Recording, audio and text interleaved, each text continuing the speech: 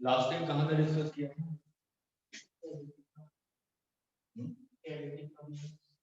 अच्छा, moment of inertia.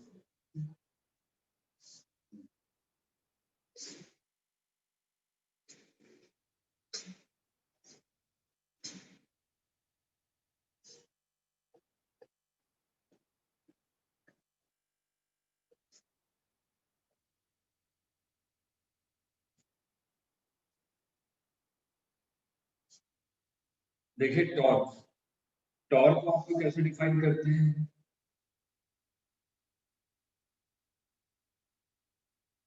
Torque का मतलब क्या होता है? अगर किसी भी पार्टिकल को मेरे को रोटेट करना है तो उसके लिए हमें क्या रिक्वायरमेंट होती है? टॉर्क की। अगर किसी पार्टिकल को लीनियर मोशन करवाना है तो किस चीज की रिक्वायरमेंट है? फोर्स की। ठीक है, तो यहाँ पे अगर हम लोग बात करें टॉर्क के बारे में तो इसका मतलब क्या होता है? फोर्स के कारण किसी भी बॉडी में जो रोटेशन आ जाए उसको हम लोग क्या कहते हैं? टॉर्क। तो टॉर्क का सिंपल मतलब है टर्निंग इफेक्ट ऑफ फोर्स। ठीक है, किसी भी फोर्स के कारण अगर कोई बॉडी टर्न कर रही है या सिंपल रोटेट कर रही है तो उसको हम लोग क्या कहते हैं? टॉर्क। तो टॉर्क को आपने डिफाइन किया है टॉर्क अबाउट पॉइंट, किसी भी पॉइंट के अबाउट टॉर्क निकालना है। तो मैंने कहा कि टॉर्क अबाउट पॉइंट, ये मान लीजिए एक पॉइंट जिसके अबाउट आपको क्या निकालना है, टॉर्क निकालना है, और इस पॉइंट पे आपका फोर्स लग रहा है इस डायरेक्शन, ये इस पॉइंट पे, तो इसके अबाउट में टॉर्क निकालना है, टॉर्क अबाउट पॉइंट ए। अब टॉर्क इज इक्वल टू होता है r क्रॉस s। अब देखिए r का मतलब क्या है, वीडियो ऑन कर लीजिए सभी लोग, आर्यन, गायत्री, आयुष। अगर मुझे यहाँ पे डिफाइन करना है कि a पॉइंट के अबाउट में टॉर्क निकालना है ड्यू टू फोर्स, फोर्स के कारण कितना टॉर्क डेवलप होगा, तो टॉर्क का जनरल फॉर्मूला है r क्रॉस s। r का मतलब क्या होता है, ये क्या है आपका पॉइंट ऑफ एप्लीकेशन, जिस पॉइंट पर आपने फोर्स अप्लाई किया, पॉइंट्स ऑफ एप्लीकेशन। और जिस पॉइंट पे आपको निकालना है दोनों को एक वेक्टर से जोड़ो, ठीक है, तो ये क्या होगा हमारा r vector.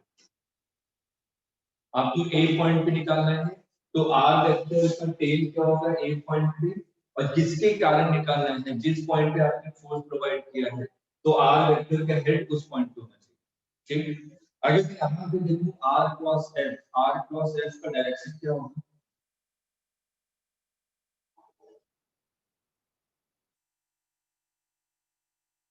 r cross s का डायरेक्शन इनवर्ड, ठीक है। ये देखिए r वेक्टर इस डायरेक्शन में, तो r क्रॉस s, तो ये कहां भी चला गया इनवर्ड डायरेक्शन। तो अगर मैं यहाँ पे देखूं r क्रॉस s, इसका मतलब टॉर्क का जो डायरेक्शन है वो क्या है इनवर्ड, ठीक। अगर हम सिंपल हम लोग लिखते थे a cross b, a cross b का मतलब क्या होता था a b sin थीटा, और एटा कैप का मतलब क्या होता है कि a और b के परपेंडिकुलर है, भले कि जो भी रिजल्टेंट वेक्टर है उसका डायरेक्शन। हम लोग जितने भी क्वेश्चन सॉल्व करेंगे हर एक में direction a cross b method से निकालेंगे, राइट एंगल, ठीक है। और इसका मैग्नीट्यूड कितना होगा, मैग्नीट्यूड आपका होगा simple A B sin theta, ये आपको मैग्नीट्यूड बताना है, वेक्टर प्रोडक्ट में बताया था ये मैग्नीट्यूड है, और ये क्या बताना है आपका डायरेक्शन। डायरेक्शन हम लोग कैसे निकालेंगे, सिंपल a क्रॉस b करके, और मैग्नीट्यूड क्या होगा आपका a b sin थीटा। तो आपने मान लिया जो r वेक्टर है और जो फोर्स है इन दोनों के बीच में एंगल कितना है थीटा, तो ये थीटा होगा, r वेक्टर ये है इस डायरेक्शन में, तो दो वेक्टर के बीच में एंगल क्या होता है, दोनों के टेल जुड़े होने चाहिए। तो आपने कहा ये r वेक्टर है और ये फोर्स है, इन दोनों के बीच में एंगल कितना है थीटा। अब अगर मैं इसको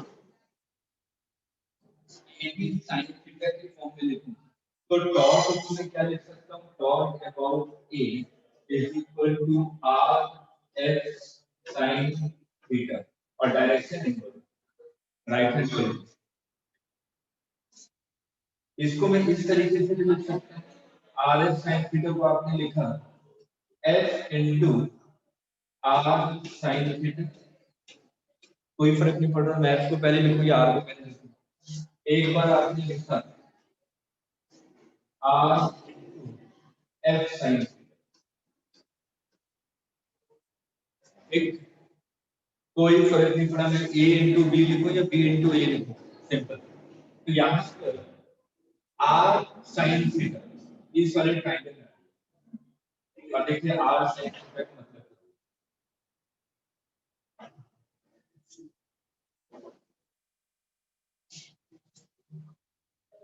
यहां से आपने परपेंडिकुलर लाइन होगी, ये थीटा है तो ये भी थीटा होगा, r sin theta, r sin theta ये होगा,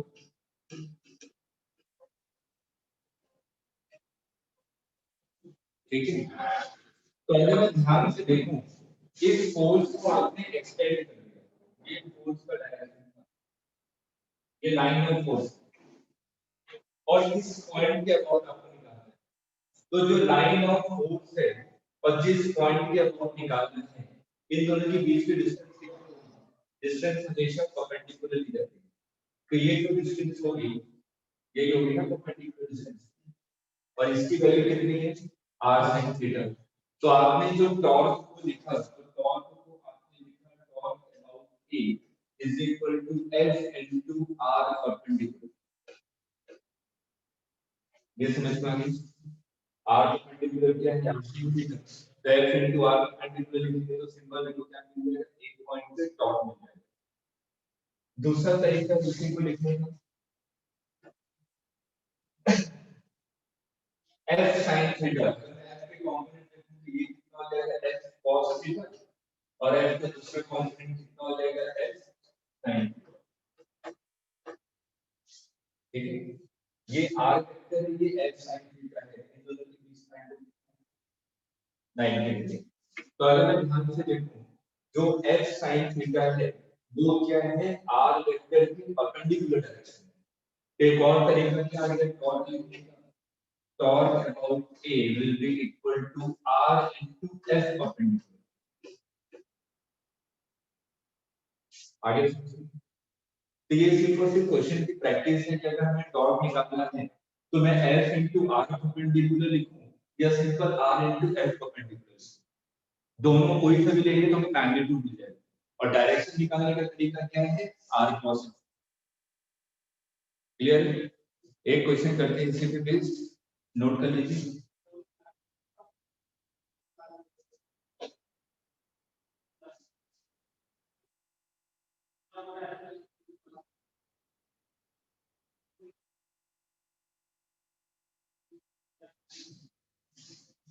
नोट कर लिया।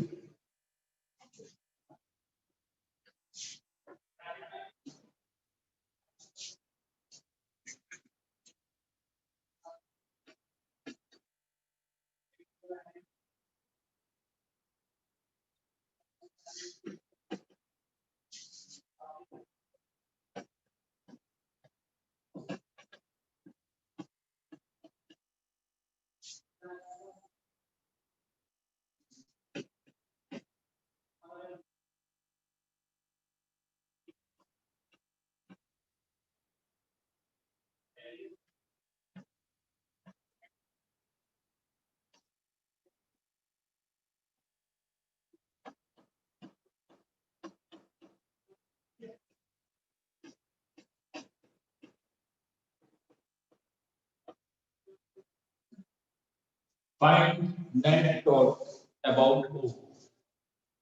Find net torque about O। चलिए सिंपल सा क्वेश्चन है जल्दी से कीजिए।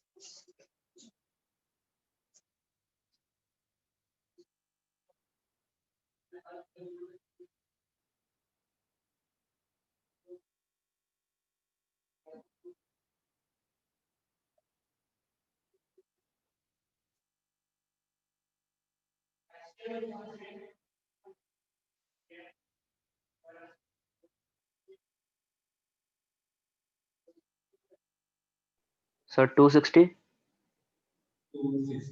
हो सकेगा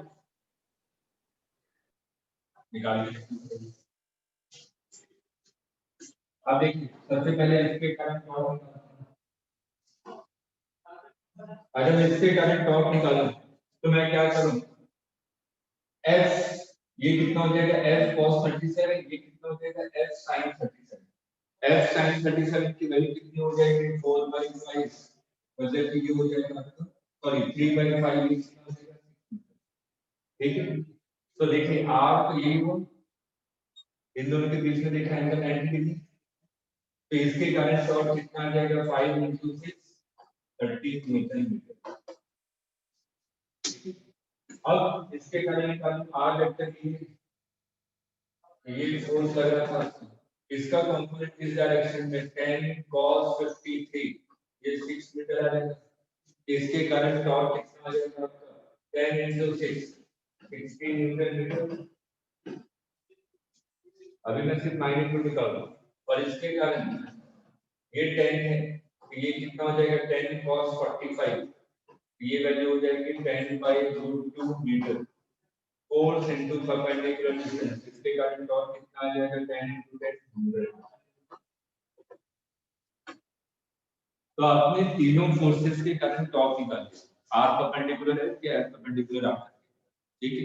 मेरे को तो रिजल्टेंट चाहिए ओ पॉइंट पे, अगर मैं पहले वाले के कारण देखूं तो पहले वाले के कारण जो टॉर्क का डायरेक्शन होगा वो क्या होगा, r इस डायरेक्शन में, r क्रॉस है बाहर की तरफ, r इस डायरेक्शन में, r क्रॉस है बाहर की तरफ, r इस डायरेक्शन में, r क्रॉस है बाहर की तरफ। इसका मतलब जितने भी टॉर्क हैं सब आपके बाहर की तरफ है, तो मैं डायरेक्ट ऐड कर सकता हूं, हर एक को ऐड करने से कितना आ जाएगा 60 30 90 30, नेट टॉर्क मिलेगा आपका 190 न्यूटन।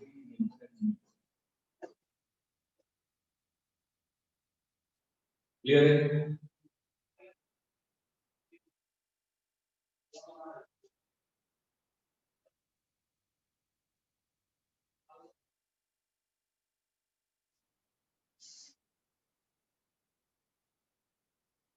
क्लियर है सबको?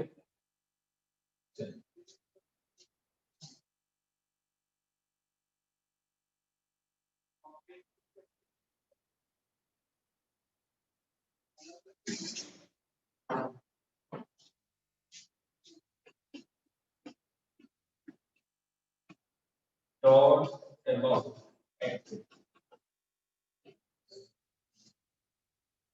एक्सिस के अबाउट आपको टॉर्क निकालना है। अब देखिए एक्सिस के अबाउट टॉर्क निकालने का मतलब क्या हुआ, मैंने कहा कि एक एक्सिस मतलब कि अगर मैं दरवाजे का एग्जांपल लूं तो दरवाजे का एक्सिस फिक्स होता है, इसी के बाद इसी के अबाउट ये क्या कर सकते हैं, ठीक है, तो ये एक्सिस ऑफ रोटेशन, ठीक है। अब देखिए मैं इसको समझा रहा हूं, थोड़ा ध्यान से देखिएगा, मैं दरवाजे का एग्जांपल ले रहा हूं, वीडियो नजर आ रहा है, दरवाजा नजर आ रहा है, देखो देखिए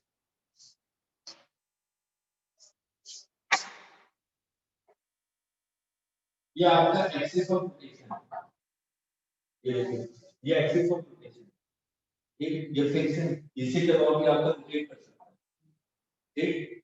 अब मैंने पहले केस में देखिए, मैं पहले केस में क्या कर रहा हूं, फोर्स लगा रहा हूं इस डायरेक्शन, ये फोर्स है ठीक, मैं सिंपल r क्रॉस टॉप निकालना चाहता हूं, ठीक। तो देखिए फोर्स आपने क्या किया, इसको परपेंडिकुलर लगाना है, ठीक है।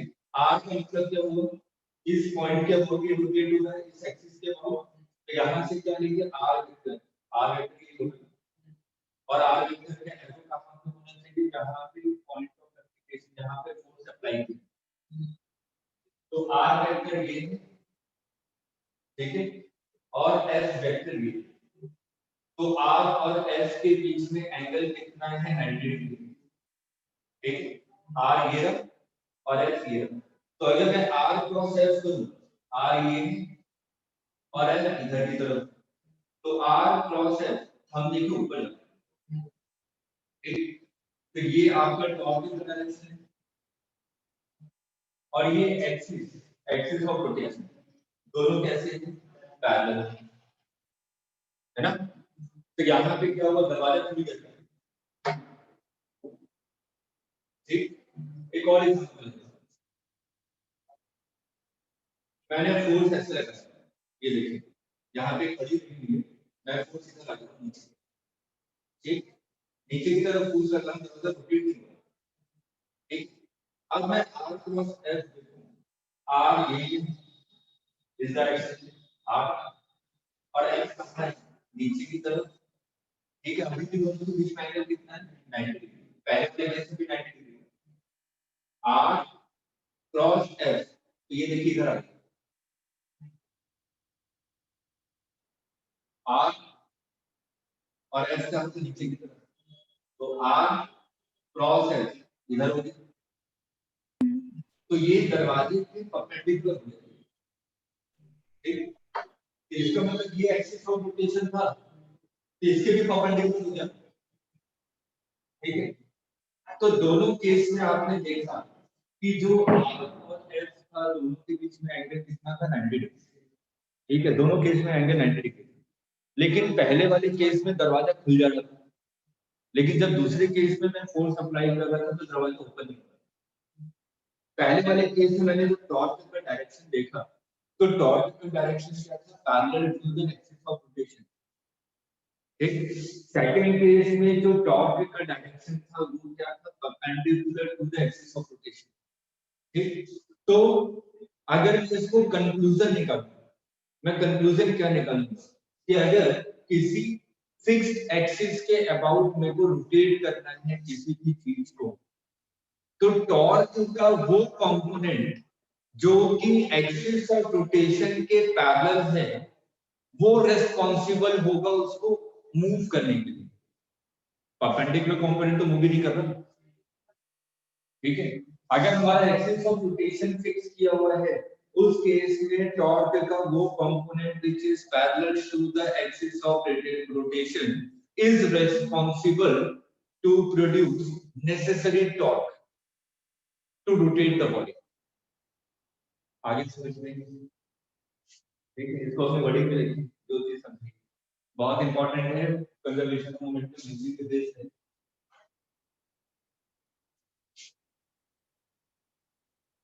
नोट कीजिए एक मिनट में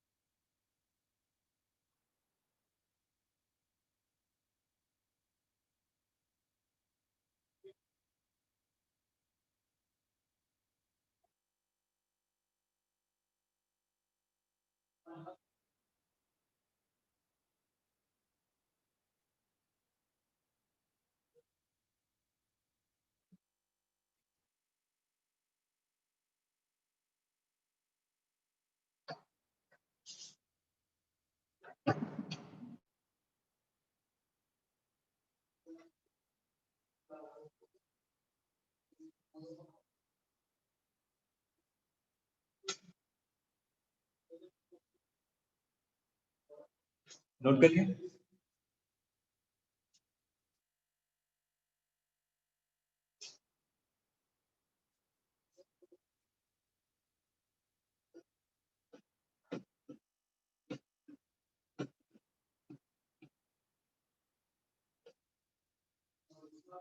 अब देखिए मैंने कहा कि कोई भी सिस्टम इक्विलिब्रियम में है तो अभी तक हम लोग एनालाइज कर रहे थे कि अगर कोई भी सिस्टम इक्विलिब्रियम में है इसका मतलब उसमें नेट फोर्स कितना है 0 ठीक है। अब यहाँ पे आपने देखा कि यहाँ पे पार्टिकल आपका मूव भी कर सकता है रोटेट भी कर सकता है ठीक है। तो अगर मैं यहाँ पे कह रहा हूँ कि अगर किसी भी पार्टिकल को मेरे को मूव करना है रिवीजन से पहले क्वेश्चन करते हैं, एक सिंपल सा क्वेश्चन जल्दी से क्वेश्चन करते हैं।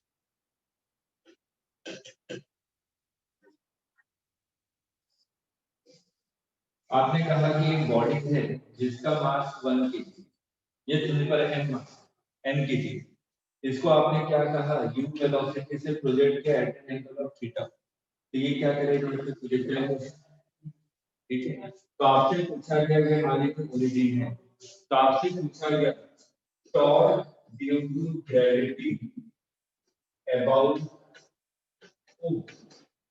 ग्रेविटी के कारण जो टॉर्क है बॉडी पे अबाउट वो टाइम के रिस्पेक्ट में इंक्रीज हो रहा है, डिक्रीज हो रहा है, इंक्रीज हो रहा है देन डिक्रीज हो रहा है, या डिक्रीज हो रहा है उसके बाद आपका इंक्रीज।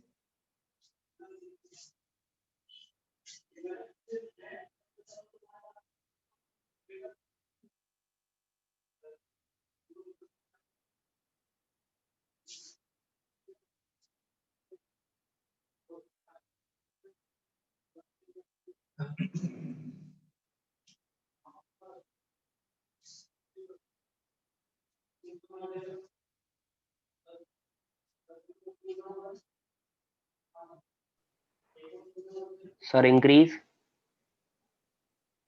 क्यों? क्योंकि सर जो ओ के बीच में जो डिस्टेंस है वो तो इंक्रीज होती जाएगी ना ऑब्जेक्ट की।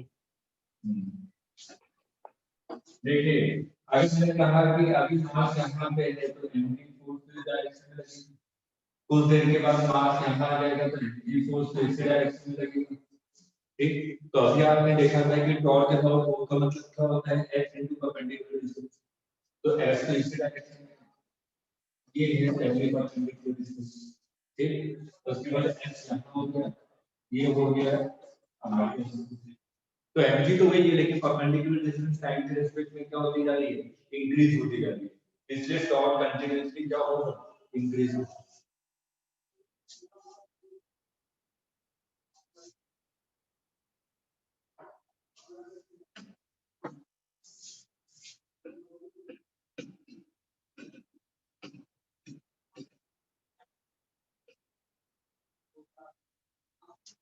अब देखिए इक्विलिब्रियम, इक्विलिब्रियम का मतलब क्या होता है कि जो भी नेट फोर्स है पार्टिकल पे वो क्या होना चाहिए, जीरो, लेकिन आपको पता है कि फोर्स के कारण पार्टिकल आपका रोटेट भी करता है, तो अगर मेरे को किसी भी पार्टिकल को क्या कहना है कि वो इक्विलिब्रियम पे है, तो कोई भी सिस्टम इक्विलिब्रियम पे कब होगा, जब नेट फोर्स भी जीरो हो और नेट टॉर्क भी क्या हो, जीरो, है ना।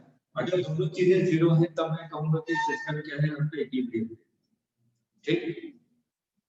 तो पहला क्वेश्चन मेरा, if F net is zero, net force zero है सिस्टम पे,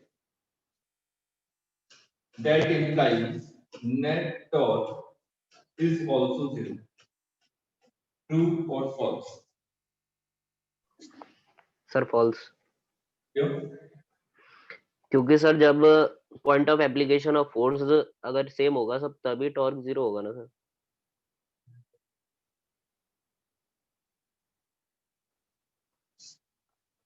गलत,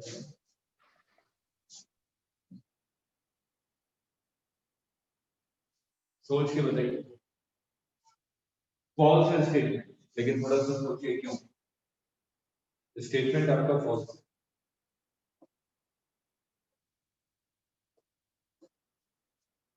इसमें फोर्स पे ही बोल लिया हम ओनली से याद है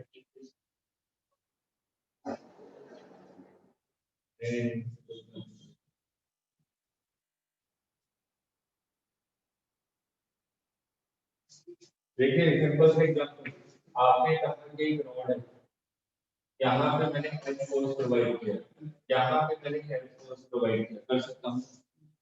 ये पेन है, पेन पे मैंने इधर फोर्स प्रोवाइड किया और पेन के नीचे फोर्स प्रोवाइड किया, नेट फोर्स कितना है, जीरो, ठीक है। इस सिस्टम पे right direction left direction net force on the system is zero, तो नेट फोर्स तो जीरो है, लेकिन अगर मैं ऐसा फोर्स प्रोवाइड करूं फोर्स पीछे की तरफ, तो ये क्या करेगा, रोटेट हो जाएगा, ठीक है, इसका मतलब इसको कपल, इसलिए आपने पढ़ा होगा कपल फॉर्म कर रहा है ये, ठीक है। तो इसका कतई मतलब नहीं है कि ऐसे नेट फोर्स 0 हो रहा है तो टॉर्क 0, टॉर्क की वैल्यू हो सकती है, क्लियर है? जल्दी जल्दी हम लिखेंगे।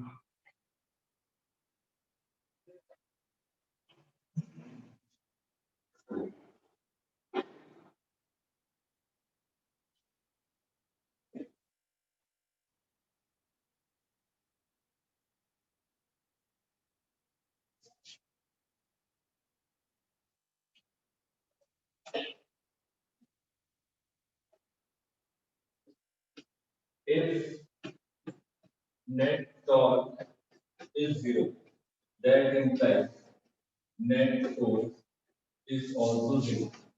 True or false?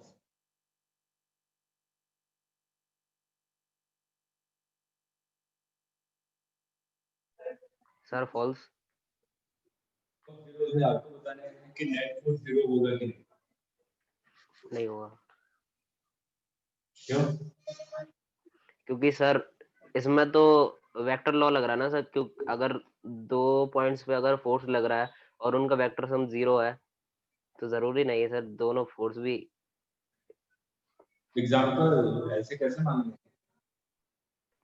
सर आपने अभी पेन वाला जो एग्जांपल दिया था उसमें दोनों साइड में फोर्स है, वो सर एक ही साइड में कर दीजिए उन्हें।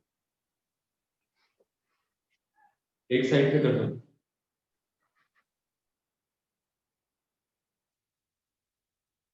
लीनियर मोशन वाला पढ़ते हैं, ठीक है। मैंने कहा कि मैंने इधर फोर्स लगाया 10 मीटर और मैंने कहा कि इधर फोर्स लगाया 5 मीटर, ये किस डायरेक्शन में मूव करेगा? राइट डायरेक्शन में। जो मैं फोर्स डिवाइड कर रहा हूँ वो कहां से पास हो रहा है? सेंटर ऑफ मास, ठीक है। तो यहाँ पे रोटेट होना करता है, क्योंकि यहाँ पे जो नेट फोर्स है वो कहां से पास हो रहा है? सेंटर ऑफ मास से। इस फोर्स के कारण यहाँ पे कोई भी टॉर्क प्रोड्यूस नहीं होता। लीनियर मोशन में ये तो करते आ रहे हैं, इसमें कोई टॉपिंग वगैरह नहीं पढ़ रहे थे, इसका मतलब वहां पे नेट टॉर्क आपको 0 था।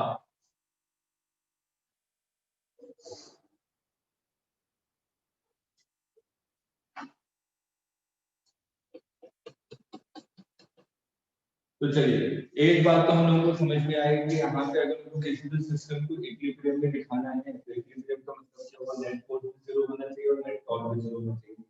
अब सेकंड पॉइंट आता है कि जो हम लोग टॉर्क निकालते हैं तो टॉर्क तो हम लोग जनरल पॉइंट के अबाउट निकालते हैं, है ना? तो पॉइंट फिक्स हुई ना कि इसी पॉइंट के अबाउट नेट टॉर्क 0 होना चाहिए। पॉइंट तो कुछ भी हो सकता है, ठीक। तो अगर मैंने कहा कि नेट फोर्स 0 है, ठीक है, ये तो निकाल लेंगे, जनरल आपको एंगल से पता चल जाता है कि नेट फोर्स कितना हो रहा है। अगर नेट फोर्स 0 आ रहा है, ये पहला पार्ट तो। लेकिन मैंने कहा कि सेकंड पार्ट कि नेट टॉर्क 0 होना चाहिए। तो नेट टॉर्क 0 होना चाहिए, आपको पता है कि पॉइंट अलग-अलग होगा तो आर परपेंडिकुलर की वैल्यू अलग-अलग होगी, है ना? और ऐसे कितने पॉइंट्स हो सकते हैं? इनफाइनाइट। मैं पॉइंट तो कितने ही बना सकता हूं ना, इनफाइनाइट पॉइंट के अबाउट मैं टॉर्क निकाल सकता हूं, ठीक। तो हर एक पॉइंट के अबाउट टॉर्क की वैल्यू क्या होनी चाहिए? 0, तभी सिस्टम इक्विलिब्रियम में होगा, अदरवाइज नहीं। तो मैं इनफाइनाइट पॉइंट के लिए तो क्वेश्चन ही करते रह जाऊंगा, एक ही क्वेश्चन नहीं हो पाएगा, तो फिर कैसे करें?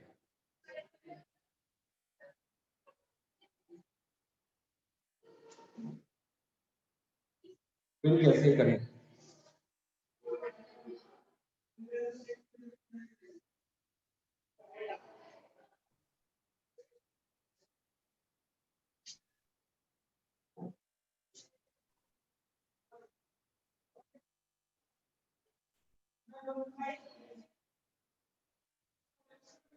सर एक देखिए एक्सेस मान ले, क्या, सर एक एक्सेस मान ले पर्टिकुलर कोई। अरे तो टॉर्क इनफाइनाइट पॉइंट के अबाउट 0 होना चाहिए ना, तभी तो सिस्टम इक्विलिब्रियम होगा। ऐसा था ना कि एक पॉइंट के अबाउट टॉर्क की वैल्यू 0 आ गया, दूसरे पॉइंट के अबाउट टॉर्क की वैल्यू नॉन 0 आ गई, तो सिस्टम इक्विलिब्रियम है। मेरा तो नेट टॉर्क 0 होना चाहिए। नेट टॉर्क 0 का मतलब क्या हुआ? हर एक पॉइंट के अबाउट नेट टॉर्क की वैल्यू 0 होनी चाहिए। तो अगर कोई भी सिस्टम इक्विलिब्रियम में है तो मैं क्या लिखूंगा? For equilibrium x net is equal to 0 and tau net should also be 0 about any point, about all points।